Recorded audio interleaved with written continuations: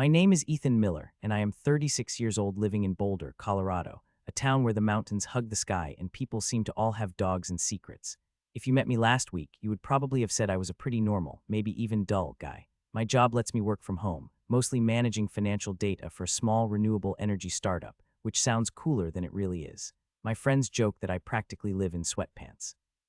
I hike on the weekends, grill with neighbors, sometimes fix up my old Mustang, and most days I can be found drinking too much coffee at my kitchen table while my inbox piles up. I'm not exactly the kind of person who makes enemies. Actually, I thought I was about as invisible on the drama radar as someone could get. That is, until Tuesday morning, when my life as a boring, regular dude exploded into chaos. I woke up at 7:15, and the first thing I noticed was that my phone was already ringing. Who calls before 8 in the morning? I ignored it, rolled over, and tried to get a few more minutes of sleep. No chance. The phone buzzed again and again. By the time I sat up, it was just nonstop. I checked my phone and stared in disbelief. There were over 200 text messages. That could not possibly be right. I scrolled. Following up on your inquiry about health insurance, one read. Just heard you wanted some renovation work on your home, said another. Got your request for info on assisted living for your mom, a third chirped in. I had messages about job recruiting, going back to college, getting free estimates on solar panels, and who knows what else. Voicemails kept popping in so fast they filled up my inbox. For several minutes, I just sat there in my bed and wondered if my identity had been stolen. The weirdest thing was, these were not auto-generated scams or robocalls. Every person on the other end seemed to have my actual name, my phone number, and sometimes even my address. A polite woman actually recited my birthday back to me so she could confirm our conversation about retirement planning. Even if it was barely after dawn, I knew something was terribly off. At first, I tried to play it cool. I answered a few of the calls and explained that there must be some kind of mistake, that I had submitted nothing and wanted to be removed from their lists. Several people responded in the same way. They said someone had filled out forms online the night before, all with my information, always between 10:30 at night and midnight. Some sounded confused, others apologetic, but the calls kept rolling in. When I checked my voicemail, some messages were from people who insisted they were following up and asking when I could come look at the open house or whether my free piano was still available. That was the final straw. I do not even own a piano. When I searched online, I found that someone had posted Craigslist ads for free furniture and electronics, all with my cell phone as the only contact. Now anyone in the county hunting for a free couch, or a trampoline, or a grill, or even a dog crate was calling me and texting at all hours. I got hundreds of them. I even got a few angry calls from people who drove to my house expecting a free mountain bike or a collection of old records, saying I had wasted their time. It was like suddenly I was in the middle of a circus tent, and my quiet life was the main show. At first I was more bewildered than angry. I thought through everything from the previous day but came up with nothing. The day before had been typical and honestly kind of boring. I brought my kids to a kids' martial arts event my wife was working. We grabbed pizza on Pearl Street, let the kids play at the park, watched hot air balloons float in the evening sky, and then went home and played video games as a family. No drama, no strange encounters, no arguments with strangers. I racked my brain. Did I cut someone off in traffic?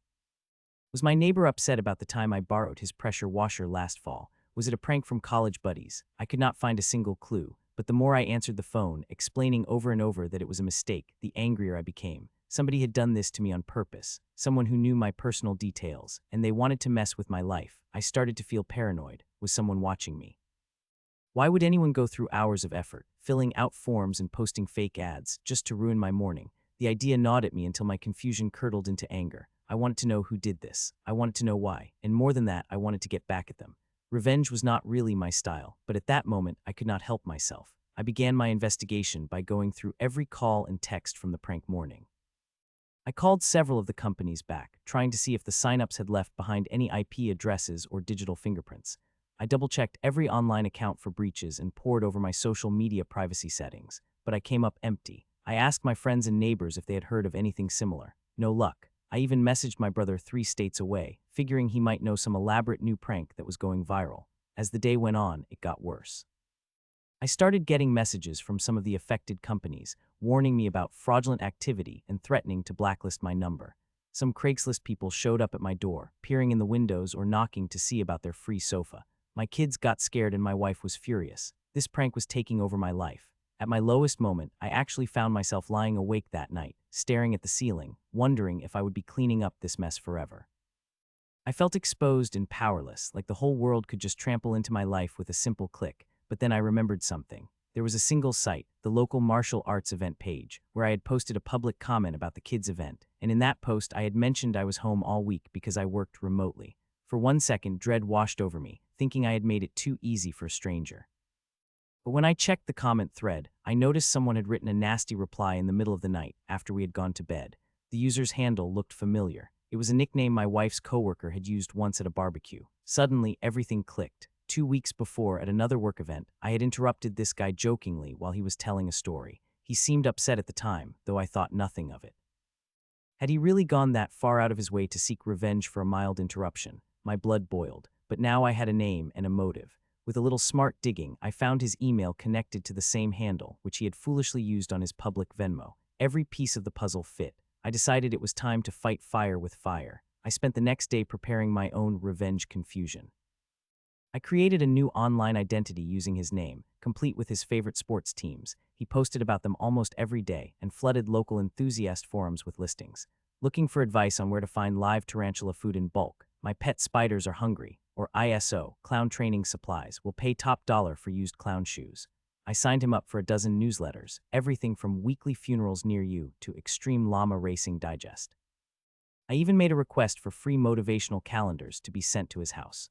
I listed his phone number as the contact for a volunteer yodeling club meetup happening in the next town over and shared his email with every obscure poetry contest I could find. Within hours, I heard from a mutual acquaintance that he was getting bombarded with calls and texts. One person even saw his number on a community board for exotic parakeet adoption. He does not even like birds. The next morning, my phone was quiet for the first time in days. But mine was not the only life upended for a while. Part of me thought I should be embarrassed for stooping to his level, but the satisfaction I got was impossible to deny. A week later, I ran into him at another community event. He looked disheveled, bleary-eyed, and muttered something about people calling him nonstop about clown shoes and pet spiders. I smiled and told him, yeah, it is weird how some people have too much time on their hands. He avoided my gaze, and I did not hear from him after that. Life settled back to normal for me. I tightened up my digital presence and learned to be more careful about the details I let out online. I will always be a guy who likes a quiet life, but if anyone decides to try this kind of thing again, they better be ready for Ethan Miller's brand of revenge. Sometimes even the dullest guy in Boulder has a trick or two up his sleeve.